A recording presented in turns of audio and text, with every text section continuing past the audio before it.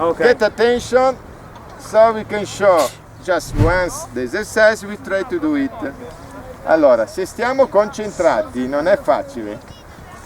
Se stiamo concentrati, cercheremo di fare l'esercizio e farlo bene.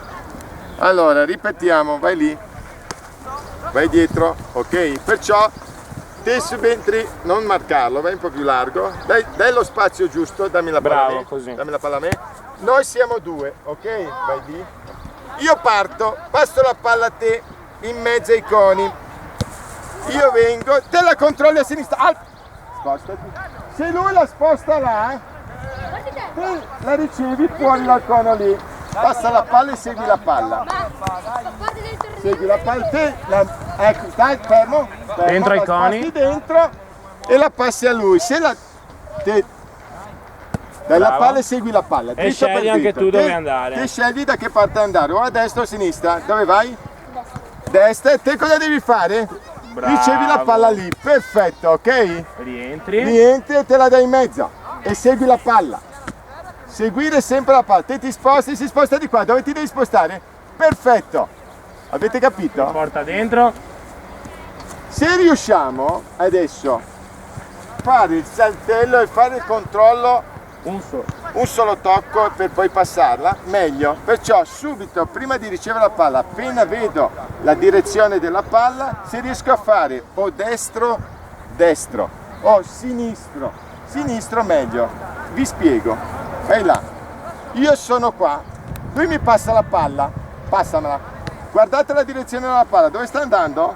Ting, sul sinistro. Guardate, vai. Prova di nuovo. Già la palla mi suggerisce che è meglio usare questo. Passo, ok? Se la palla venisse, vedi, io sono così, tiramela di qua un po'. Questo è sempre sinistro, faccio questo, questo. Arrivasse a destra, faccio questo, questo, ok? Capito? È importante dove passo la palla, se la passo esterna, seguo la palla esterna, ok? Bravo. Se la passo interna, seguo la palla interna.